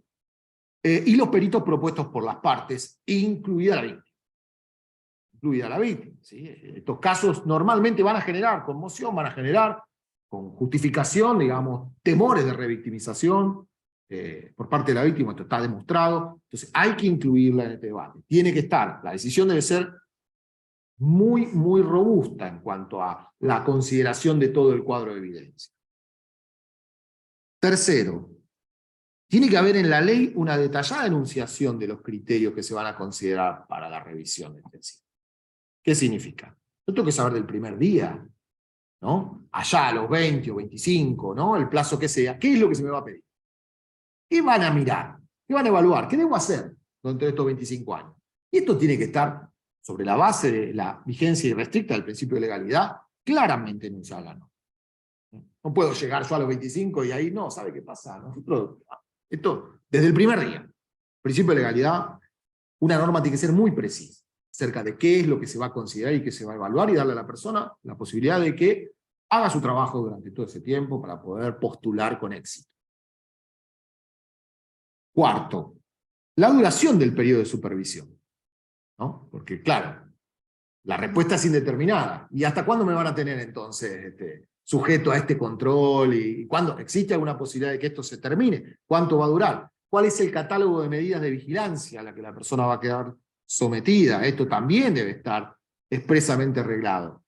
Digo, las reglas de conducta siempre pueden ser o tener cierta versatilidad para ser adecuadas al caso concreto, pero un catálogo más o menos, y para evitar la arbitrariedad judicial en la fijación de reglas, me parece que establece ya desde el vamos cierta certeza, ¿no? No solamente reglas de vigilancia, reglas de asistencia también. Bueno, que estén expresamente reguladas, ¿cómo vamos a trabajar este reintegro? Por la, claramente, digamos, situación conflictiva que presenta en términos de vulnerabilidad para quien estuvo tanto tiempo en prisión y en términos de potenciales revictimizaciones o la alarma social que se genera normalmente con esto. Quinto, anteúltimo, el plazo en el que se podrá examinar nuevamente la cuestión si se rechaza la revisión. Bueno, esto también quiero que esté en la norma, ¿no? No la frase siempre, con revisiones frecuentes, con revisiones posteriores, con revisiones, no. ¿Cuándo? ¿Cuándo? Está bien, no estoy en condiciones de salir, ¿cuándo nos sentamos? ¿No? ¿En cuánto tiempo vuelvo yo acá a postular?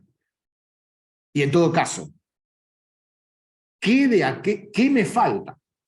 ¿Sí? Esto también debe estar expresa en esa decisión. La decisión debe ser no puede ser en un rechazo de rejected, ¿no? De un sello. No, una rescisión robusta, una rescisión que tenga una valoración y un fundamento que le pueda indicar a las partes, a la víctima, a la sociedad y al propio condenado, ¿por qué?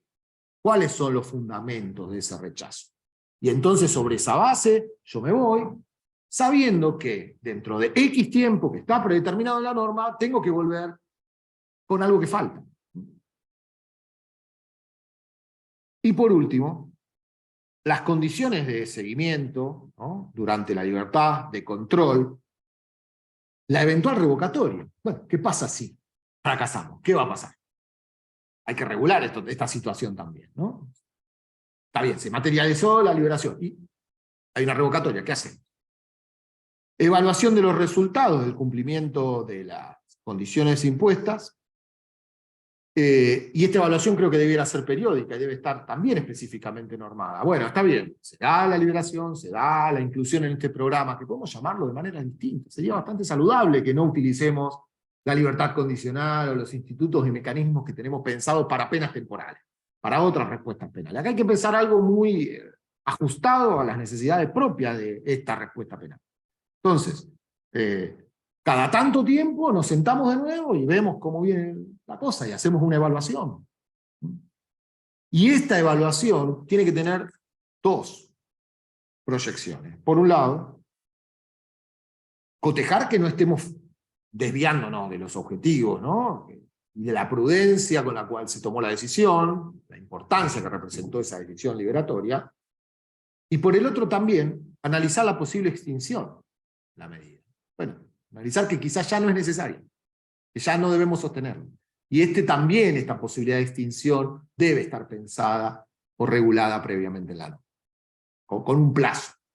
Bien, desde el punto de vista de la proporcionalidad, esto hay que pensarlo. Esta ingeniería, insisto, esto que estoy dando es solo el esqueleto de los asuntos que creo deberían pensarse para la implementación, y le voy a poner el nombre que tiene, de una prisión perpetua revisable. ¿Sí? Nombre que está demonizado en Europa, sobre todo en España, porque claro, en España implicó un tremendo retroceso del sistema de penas temporales al pena de prisión perpetua revisable. Para nosotros sería un bálsamo establecer una prisión perpetua revisable en la Argentina. Bien, bueno, creo que con esto he más o menos dicho todo aquello que tenía para decir. Por supuesto quedo abierto a las intervenciones de los aquí presentes y a la gente que está en el Zoom. Bueno, muchísimas gracias por la atención. Klaus.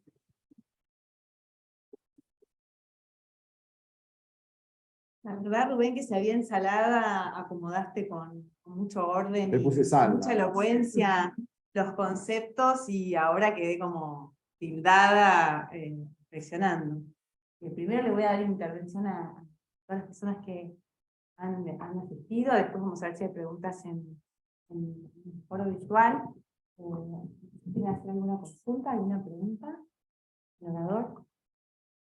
Igual, para agarrar de esto último, y otros, y quiero ver, digo, para nosotros también hay que, decimos el caso español, tengo ciertas cosas para hablar, y me agradezco, porque como Agustina, porque te ayuda a realizar cosas. El tema es un mundo de discusión posible, ¿no?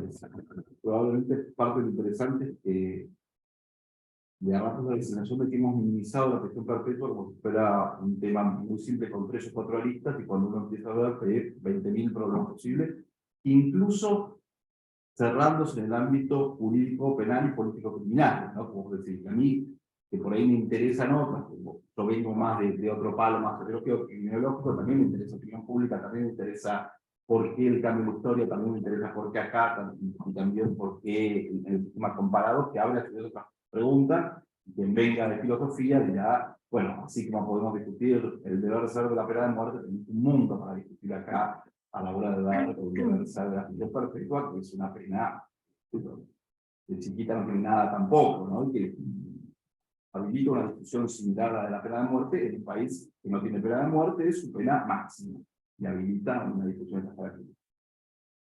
Pero para nosotros, me parece que sí podemos ponernos de acuerdo que en muy poco tiempo, mencionamos reformas por el 4 claramente, tal vez la primera en materia de tortura, digamos, menos impactante. También hubo un cambio muy fuerte en donde de pronto la prisión perpetua que a nosotros nos parecía, podíamos seguir diciendo, es algo casi excepcional, en la práctica, aún sin saber el número de casos, se vuelve de pronto una pena mucho más omnipresente en una gran cantidad de casos.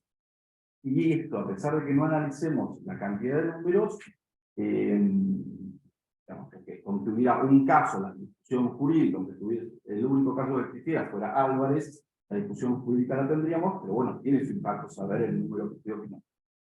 Por ejemplo, esto lo hablamos la clase pasada. Estados Unidos tiene una locura de condenados a prisión perpetua sin posibilidad de libertad condicional y una locura con posibilidad de libertad condicional también. Pero Inglaterra, el caso de Winter, que tiene una locura para Europa, es uno de los países que tiene más, tenía 50 personas condenadas sin libertad condicional. O sea, si nosotros miramos el número potencial en Argentina, en cuanto a cantidad, el impacto como fenómeno de la pena de la prisión perpetua sin posibilidad de libertad condicional, incluso, Winter está pensando en casos específicos, terrorismo, ¿no? Incluso es muy acotado frente al tipo de uso que podría darse en Argentina con un panorama normativo como el que comentaste bien recién, ¿no? Y eso también muestra como un salto muy fuerte. Es hasta difícil discutir por ahí con Moreno, digamos, en el 1921, decir no, porque, digamos, Moreno como buen legislador de principios del siglo XX tenía presente algunas ideas, estaban saliendo de la pena de muerte. Bien. Hasta acá estamos como volviendo más que saliendo, si lo ve de esa manera, ¿no? Y esa parte parece como muy fuerte porque entra más de lleno a darse cuenta de esto. Al punto que yo hace algunos años había escrito un artículo de otra cosa, el apunitivismo, que son los temas que manejo más, y planteaba algunos indicadores de acá en Argentina y me tragaba un poco el tema de la prisión perpetua, y seguía yo queriendo minimizarlo, porque la verdad es que estoy minimizando demasiado. En comparación con otros países. Un poco todos estos cambios llevaban tal vez a plantearnos si no nos acercamos a otros países que nos parecen de mayor rigor punitivo, algunos incluso que ni tienen prisión perpetua, como Brasil, pero donde actualmente, digo, por ejemplo, ese indicador, ¿tiene pena de muerte o no tiene pena de muerte? El indicador de punitivismo en general,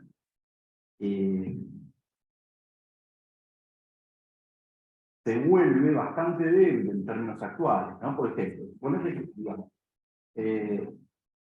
un país centroamericano mantiene la pena de muerte en situación de guerra, digamos, dentro, para casos de guerra, dentro del marco que el Pacto de San José de Costa Rica le ha permitido, pero no lo aplican nunca. Guatemala, no lo ha aplicado en 20 años. Argentina no tiene pena de muerte, pero aplica prisión perpetua, digamos, escalonadamente en los últimos tiempos. Y esas comparaciones, a veces para ver el tema del punitivismo de las respuestas penales, como que cambian frente a la mirada tradicional que entendía, digamos, pena de muerte, un país más punitivo, sin pena de muerte no. Me parece que le da otra dimensión en términos numéricos, por lo menos te permite discutir en términos numéricos sin negar lo otro. Lo que pasa es, ¿qué es lo que sucede? Estados Unidos tiene pena de muerte, pero si te pones a buscar algunas estadísticas de estados que no tienen la pena de muerte, pero tienen muerte en prisión, te vas a encontrar que el estado al lado que habilita la pena de muerte habilitó en 2 casos la pena de muerte, y ahora vuelve un poco más cronométrico, sé que me explico al otro lado, pero habilitó en 2 casos la pena de muerte, porque si efectivamente se ejecutó después del corredor de la muerte, 2 casos, y el estado que dice yo pena de muerte no, en realidad tiene 600 suicidios en prisión en el mismo periodo. Ahí dice, che, al final estas distinciones, ¿no? En los cuadros no me dicen tanto como parecía que me decían antes, ¿no? Y en algún punto el tema, yo acá está ahí más para entrar en discusión tal vez, o plantear una idea, y me acoto con esto para poder escuchar a todo el mundo, para lo que vengo también, es la distinción esta tradicional entre pena fija o determinada y pena indeterminada, pena fija determinada o temporal y pena indeterminada, que para mí tiene sentido cuando planteas sistemas en general que involucran un gran número de delitos, me parece que no termina de ayudarnos tanto en el análisis de la pena de muerte, principalmente porque nos estamos concentrando en una única pena, más allá de cómo la identifiquemos, ¿no? Pero en parte también por lo que mencionaba. Muchos países dicen, no tenemos el problema de prisión perpetua, lo único que tenemos es 68 años máximo de prisión. Nosotros tenemos penas temporales fijas, ¿no? Y de nuevo entramos en una discusión sobre esta dimensión. Claramente, analíticamente, están las dos cuestiones, que a su vez están bastante vinculadas a miradas del derecho penal, ¿no? Más clásicas y que admitían el castigo proporcional muy severo y otras por ahí más positivistas que admitían centrarse más en la peligrosidad.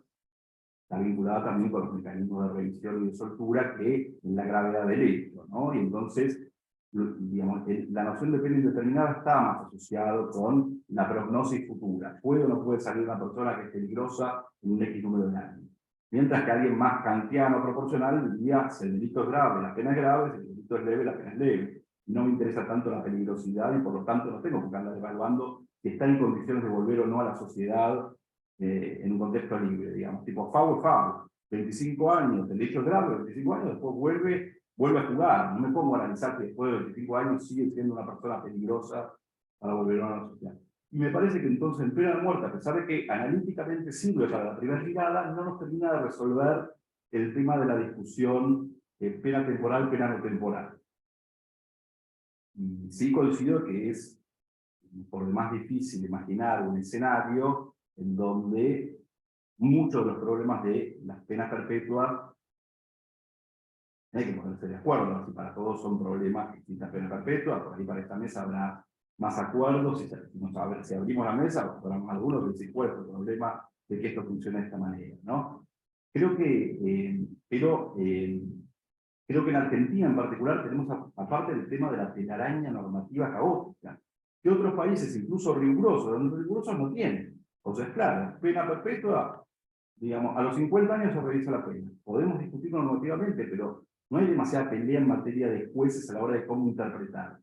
Y que nosotros entramos como en una galleta muy fuerte en los últimos tiempos, porque, en el caso de Álvarez, de propio análisis, vas a ver dictámenes donde cada uno la ve un poco de forma distinta, ¿no? O sea, aparece en el juego, digamos, 25, no sale nunca, a los 25, a los 30, ¿quién da más? A los 34 y 6 meses. Digo, aparece como, y eso es algo que necesariamente no ayuda para identificar, pero que aún aclarando el punto que se aclara es, recién a los 50 años, seguimos con un problema desde la perspectiva del Tribunal Europeo de Derechos Humanos, seguimos con una perspectiva, digamos, dificultosa sobre lo que es la pena de muerte y puede llegar a ser. Y final, desde el 5.6 de la Convención Americana, a mí me parece que normativamente podría irse más allá del Inter, porque en realidad la Convención Europea no juega de manera tan fuerte con la resocialización como lo jugó la Convención Americana. Porque está pensando en un número de países del sistema europeo continental y el sistema anglo, ¿no? Con tradiciones distintas, con justificaciones de la pena, que le da todavía mucha libertad para que el juez identifique cuál es la justificación de la pena que considera correcta en este caso, la que incluso puede ser inocultadora o incapacitadora dentro de ciertos marcos. Y me parece que la Convención Americana es mucho más restrictiva en materia que se dirige a la resocialización, sea lo que sea la resocialización. Es otro tema que se ha discutido y lo pensé muchísimo ahí. Pero aún así hay algunas cosas que podemos despejar y decir, esto no es restrictivo. No hay forma de que esto sea resocialización, ¿no? Y en eso me parece que debería estar un poco más encorsetado desde lo normativo, incluso que el Tribunal Europeo, por lo menos para pensar, ir más allá de lo que fijó el Tribunal Europeo por su propia carga. Pues, obviamente, de vuelta digo, lo van a hacer o se va a hacer, es lógico que la Corte Argentina vaya más allá, es lógico que vaya en este momento en particular, en mi opinión particular, especiales, probablemente no, pero digamos, no porque no haya base como para discutir los problemas fuertes que tiene, incluso un mecanismo de liberación o de revisión a ciertos años. Porque los países que los han tenido también tienen problemas. ¿Quién es el mecanismo? ¿Quién lo integra? En Estados Unidos, como vos mencionabas, muchas de las quejas de ahora que cuestionan el sistema de libertad condicional, ¿quiénes ingresaron? Antes eran expertos. Uno también podía discutir quiénes eran estos expertos. Ahora ingresa la víctima e ingresa el fiscal también a votar, digamos, empieza a tener voz por las últimas reformas normativas, y el tema, dicen, se ha alejado de la mano de los expertos y empiezan a jugar otros opinólogos que están interesados y que terminan decidiendo que en realidad muy pocas veces se lleven a cabo las libertades condicionales. Y estadísticamente se llevan muy pocas veces a cabo. Entonces el tema es cómo habilitar un sistema que sea real también y no virtual, en donde diga, quédese tranquilo, en 25 años lo vamos a rever. Bueno, y a los 25 años, ¿qué pretende usted? Todo el mundo sabe el delito porque está acá. En todos estos casos van a ser, básicamente, casos graves. Es muy difícil después creer realmente en que los mecanismos van a operar, digamos, pero un laboratorio puro, tomando decisiones que tienen que ver estrictamente, incluso con el riesgo futuro, más allá de el caso por antonomasia de prisión perpetua, lo conocemos, 50 años en la cárcel. El día de hoy no hay tantos, es difícil incluso que alguien tome esa decisión, por supuesto, lo que hay ahora, no pensando en un sistema súper riguroso, pero aún así me parece que puede ser como que hay muchísimo para pensar, si vamos a dar este paso, pues ahora cómo hacerlo mejor que hace 90 años. En lugar de hace 90 años había algo que se creía que iba a funcionar mejor y que también dio problemas. Pero bueno, me puse demasiado largo, perdón. Sí, gracias. No, solo algunas cuestiones de... La primera de ellas que tiene que ver con lo terminológico. Bueno, expliqué por qué no me iba a meter en la parte que a vos te importa, porque no sé de eso, pero por eso lo hice, pero digo, la devolvería a la inquietud, digamos, porque de un tiempo a esta parte creo que hablé de pena perpetua en todos los ámbitos, digamos. Jugaba al básquet, pedían minutos y me preguntan, ¿sí, perpetua? En el medio del minuto del básquet. Entonces, la primera cuestión es, la devuelvo desde el punto de vista del impacto que puede tener a nivel social la discusión, ¿no? Y cómo ese debate puede influir en la toma de decisiones en materia de política criminal, me parece tremendamente relevante que la sociedad entienda lo que es una pena perpetua. Porque lo que pasa en la Argentina es que lo que se llama perpetuo no lo era, o hay como un inconsciente, digamos, colectivo acerca de que perpetuas son 50 años y perpetuas son 25, y estos criterios que vos bien expresás terminan de alguna manera proliferando en los distintos tribunales, no tienen que ver con aquello que es la decisión política criminal dictada por los representantes de la gente que va y pone su voto. Entonces, creo que ponerle su nombre también y aclarar en términos, digo, incluso también, acá tenemos la oportunidad de hablar con cierto rigor técnico, porque somos todos abogados y abogadas, y así todo, mi diagnóstico es que no está claro cuál es el régimen, digamos, normativo, de alguna manera, con la prisión perpetua. Yo he escuchado de todo tipo de valoración, ¿no?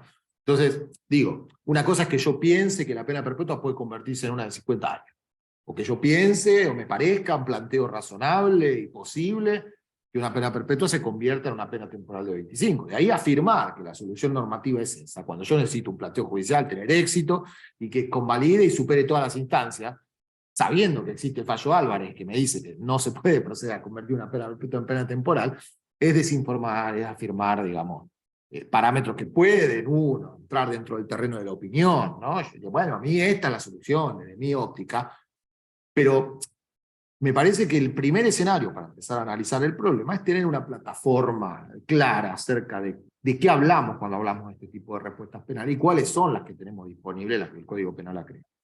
Por ahí la intuición, o la idea, la intención, más que la intuición, era esta, ¿no? No me parece que sea menor o que sea una cuestión exclusivamente terminológica. Y en segundo orden, sí, cuando yo me refería al debate acerca de quiénes van a contribuir a la toma de decisión, y me refería a las partes, bueno, y el Ministerio Público Fiscal me parece, es parte, ¿no? Y digo, bueno, el desarrollo, como vos decís, se van abriendo puertas, ¿no? La siguiente es una que es uno de mis temas de preocupación, pero no me llamaron a hablar de eso, que es cómo funciona el derecho procesal en la instancia de ejecución, en la toma de decisiones en general, en la etapa de ejecución, y cuál es el sistema de principios, de conceptos que deben regir el proceso en la etapa de ejecución, el cual yo considero un proceso autónomo, digamos, desligado del sistema de principios y conceptos del proceso penal, o que debe independizarse para su formulación autónoma. Bueno, esta idea, que es una idea general, es trasladable a una decisión, a un procedimiento, porque digo, la posibilidad de entender al proceso de ejecución penal como proceso posibilita pensar a cada una de las decisiones que se toman como procedimientos y no como meras incidencias, ¿no? Estos procedimientos requieren una ingeniería procesal sesuda que también debe regular no solamente los órganos que van a aportar la evidencia, quién va a tomar la decisión, el sistema de recursos, la posibilidad de que intervengan las partes, en qué medida, con qué asistencia, si es que van a tener asistencia letrada a las víctimas, si van a ejercer su derecho a ser oídos, si pueden recurrir, si pueden actuar en carácter de querellante. Digo, se hable una cantidad de problemas que me parece que si lográsemos superar los escollos que no son menores, digamos, del primer debate, bueno, ingresaríamos a ellos, de los cuales están estos que le agradezco mucho que hayas mencionado y varios más. ¿Alguna otra pregunta? No, algunas varias, totalmente resumidas. La primera, en cuanto a la propuesta de reforma legislativa, concuerdo, solamente que en estos ámbitos me da un poco de temor la reforma legislativa, sobre todo por, un poco vos decías, la pérdida de la técnica. Hoy pedirle al legislador que funcione una reforma legislativa puede salir el tiro por la culata, digamos. ¿Qué puede salir peor? El tiro por Que lo de que estamos cuando ahora. hay un problema, digamos. Digo, ¿hay una situación peor? Que se imponga la pena de muerte. Bueno, O sea, que pidamos la reforma y se reinstituya la pena de muerte. Esa sería la única posibilidad peor. Pero también, digamos, cuando dice, bueno, analizo esto del tema de las penas indeterminadas, penas perpetuas, uno también debería ver todo el catálogo de penas, o el sistema de funciones en general, no solamente una cara, porque si no también tenemos esto, como decía Diego, tenemos una telaraña, sacamos un poquito acá, pero después tenemos todo un vacío, tenemos hoy, incluso como una de las reformas, que sea, bueno, 25 años. Yo tengo que vos querés una libertad condicional para las penas indeterminadas, vamos a llamarlo a otro nombre, la libertad condicional para las penas determinadas. Entonces, en este caso, bueno, los 25 años no estaría tanta. Tenemos el otro problema, que hay un poco, como decías antes, que se subestima mucho la ejecución de la pena, y tenemos muchas personas hablando de ejecución de la pena, solamente repitiendo Roberto Castellani, y no tienen un conocimiento propio de la ejecución de la pena y tampoco de un régimen procesal. Ahí también tenemos otro problema, que es un compromiso, si se quiere, profesional, de saber qué hablamos cuando hablamos de ejecución de la pena, para después no repetir este normalmente. Después, por el otro tema, digamos, esto un poco vos lo decís en tu libro de libertad condicional, el tema de la construcción, con el 5.6, cuando hablas de todo esto. Y también me resultó dos cosas importantes en punto cuando lees a Moreno, cómo es el llamado de la bibliografía positivista en aquel entonces, digamos, uno se puede leer a ingenieros, digamos, ahí, de lo que decía Moreno, incluso también en esto de quién es el cuerpo que va a estudiar la libertad condicional. Uno lo puede ver en Antonio Valverde cuando habla del sistema de la penitenciaría nacional. Este gabinete criminológico que se pensó en el 1920, con la criminología positivista en su más auge, entonces pensaba, digamos, cómo lo queremos ahora, digamos, qué actores queremos. Entonces vos decías, bueno, la fiscalía, bueno, ¿qué fiscal queremos? Porque también está en esa discusión, digamos, qué rol es el fiscal en la ejecución de la pena. O la víctima, digamos. O muchas veces, digamos, la víctima en la ejecución de la pena es algo que a algunas personas le da un poquito, digamos, de hiperventilación. Y también otro tema que a mí me resulta un poco, y es la realidad hoy en día. Tampoco, por ejemplo, decías, bueno, este órgano que te controla este patronato. Bueno, en el sistema federal uno puede decir, estamos básicamente, si quiere, salvados, porque tenemos un Virginia Barreiro que es todo terreno. Pero ¿qué pasa en las otras provincias? Donde ni siquiera la figura del patronato está prevista. Donde la persona sale con una bolsa y con dos indumentarias y la plata para el boleto y después de la controla nadie. Incluso me arriesgo con la defensa. Digamos, ¿qué pasa en aquellas provincias donde no hay una figura del defensor general? Formosa, Corrientes, Córdoba, Catamarca. Entonces también, digamos, si vamos a pensar una política criminal, pensamos una política criminal integral, que vea todos estos factores, porque si no hacemos como siempre, digamos. arreglo un poquito y desconfiguro el otro. Y seguimos sobre lo mismo y ¿dónde vamos? Ujú. Como eso. No, una muy pesimista. No, está bien, está bien. Bueno, como tengo claro ya, y no es personal lo que te digo, es mucho más cómodo decir que hay que transformar las penas en temporales y voy sin ningún problema. Asumir que esto no es un escenario, o que creo que no es un escenario posible, trae consigo todos estos asuntos, ¿no? Yo, por supuesto, no vine acá a proponer cuál debe ser el régimen de prisión perpetua revisable posible, sino que tirar ejes de cuáles son los asuntos que atender, entre los cuales están los que mencionó Diego, los que estás mencionando vos, y muchísimos más. Digo, ya el solo hecho de pensar una dimensión que trabaje desde antes de la toma de decisión, cuál va a ser el organismo de control y de asistencia, ya me parece que es un montón. Digo, después pensar, bueno, tenemos esta dirección que tiene, ¿qué pasa en las provincias? Bueno, ojalá lleguemos a debatir esos asuntos, ¿no? Entonces, en principio diría que frente a ese y a muchas atinadas observaciones, si digo atinadas, son la base de pensar un sistema que permita, de alguna manera, ¿sí? De alguna manera, un estándar más compatible, ¿no? Y ni siquiera estoy subiendo de alguna manera a la sugerencia de Diego, más compatible con los derechos humanos que el que tenemos ahora, que es directamente incompatible. Entonces, quizá no sea, o quizá el sistema realmente compatible con el sistema internacional de derechos humanos sea un sistema de penas temporales. Bueno, probablemente sea, digamos, tremendamente pertinente trabajar inicialmente sobre ese debate, sobre esa discusión. Bueno, si fracasa, la verdad es que miro lo que tengo disponible y creo que este sistema es más superador, y por otro lado, bastante más, de alguna manera, compatible con aquello que viene siendo una línea que el Estado argentino mantuvo desde el inicio. No es que yo les vengo a decir, acá hay que poner un régimen de prisión perpetua revisable. No, todo lo contrario. En Argentina no se me puede achacar a mí ser el responsable de venir a proponer la prisión perpetua. Digo, la prisión perpetua existe y cada vez fue peor. Simplemente vengo a decir y a señalar que la prisión perpetua que se está legislando, que se legisló y que continúa ampliándose, no es compatible con el sistema internacional de derechos humanos o con lo que actualmente está diciendo el sistema internacional de derechos humanos. Por supuesto que siempre se puede ir más allá y nada de lo que yo digo es inhabilitante de esas propuestas superadoras. En segundo orden, yo no creo que le podamos atribuir ninguna, digamos, resabio positivista en la materialización, digamos, de la forma en la que ese instituto previsto en el Código Penal se produjeron en su primera, digamos, por lo menos hasta la sanción de la Ley Penitenciaria Nacional a Moreno, ¿no? Claramente, incluso,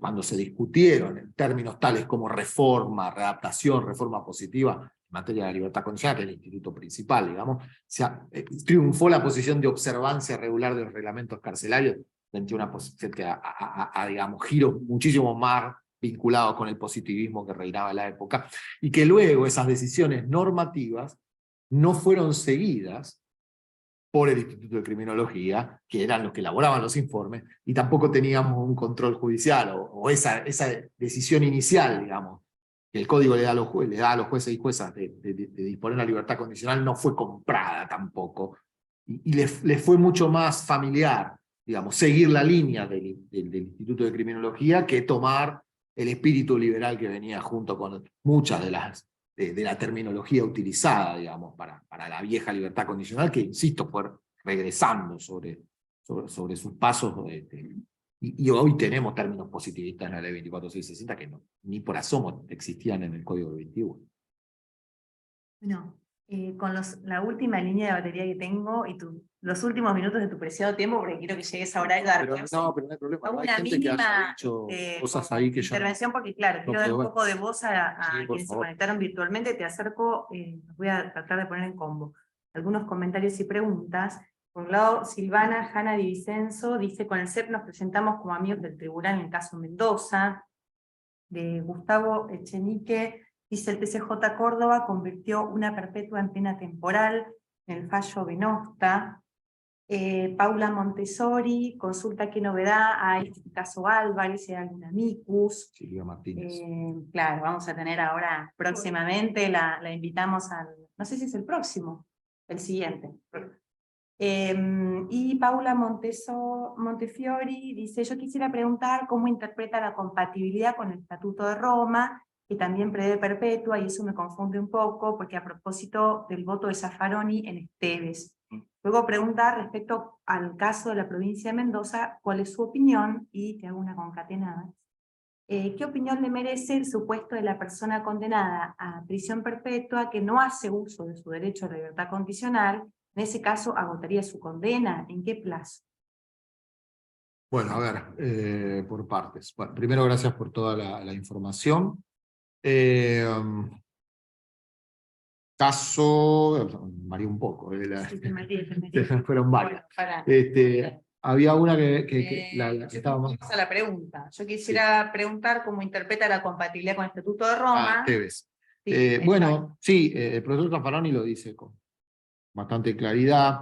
La línea, digamos, de incorporación posterior a la reforma del 2004 al derecho interno de las normas contenidas en el Estatuto de Roma, sugieren, a criterio del profesor Zaffaroni, me parece una interpretación saludable, el regreso, la derogación tácita, digamos, de los 35 años previstos en el artículo 3. La medida que se pide 25 en el marco del mismo sistema normativo para delitos que tienen una gravosidad mayor o un valor mayor, no podríamos sostener un plazo mayor para los delitos ordinarios que para los crímenes de lesa humanidad.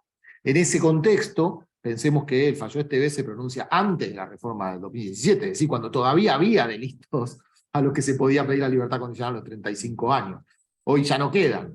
Pero en ese momento la posición del profesor Zaffaroni era tenía una posición de máxima y una posición de mínima.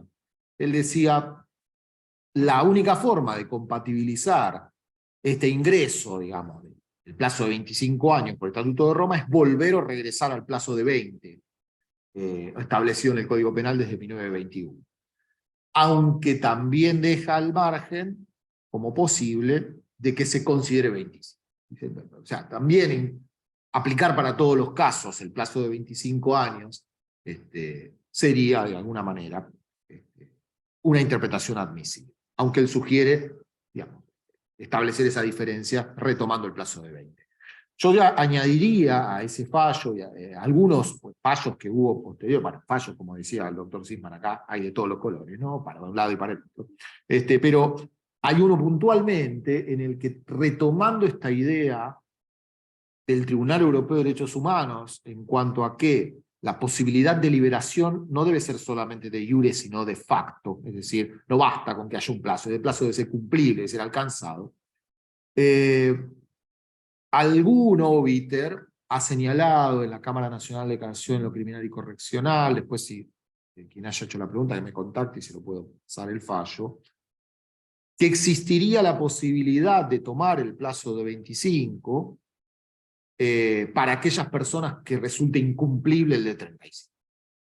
Esta idea de, bueno, sería un planteo posible acudir y tomar este plazo que no está previsto inicialmente, digamos, para casos de delitos ordinarios, y poder plantear la liberación condicional en ese plazo cuando no sea posible. Algún otro voto no menciona plazos. La posición, por ejemplo, del juez García destaca esto también, lo que abriría un poco más, ¿no?, el debate. Digo, bueno, a ver, no puedo llegar, la pido ahora. O sea, no tengo posibilidad de cumplir el plazo de 35, bueno, voy a morir antes, la pido ahora. Incluso hasta podríamos pensarlo en situaciones de salud, digamos, y en distintos factores que puedan conllevar a él. Esto por un lado. Por el otro también, uno, sobre la base de esa, digamos, y en el fallo que te estoy mencionando, no recuerdo el nombre ahora, también hay una posición opuesta, en la cual se expresa que ese plazo de 25 años no puede ser asimilado de forma aislada, en el otro lado, porque está pensado conforme a un nivel de exigencia específicamente vinculados con el carácter del delito, con su calidad de delito de lesa humanidad. Entonces, por ejemplo, hay exigencias dentro de esos 25 años de cierto compromiso, digamos, de reparación frente a aquello que mereció condena, reparación e información incluso, también hay como reglas vinculadas con que haya colaborado o haya aportado elementos para poder abrir investigaciones sobre en el marco de ese hecho e involucrar a otras personas. Entonces como que la posición opuesta era, bueno, ese plazo de 25 está pensado, no viene solo, no viene aislado, viene con un conjunto de requisitos que son muy propios de los delitos de lesa humanidad y que no podríamos tomar al estilo cherry pick, bueno, tomo el plazo nada más y dejo afuera todo lo opuesto. Esa era la posición, digamos, enfrentada en este fallo, con lo cual, por supuesto, que me contacte o contacte al CEP y yo acerco esos fallos si son de interés como para seguir discutiéndolo. Bueno, Rubén, te agradecemos muchísimo, les agradecemos a todos los que han venido, a los que se conectaron virtualmente y damos por cerrado el seminario.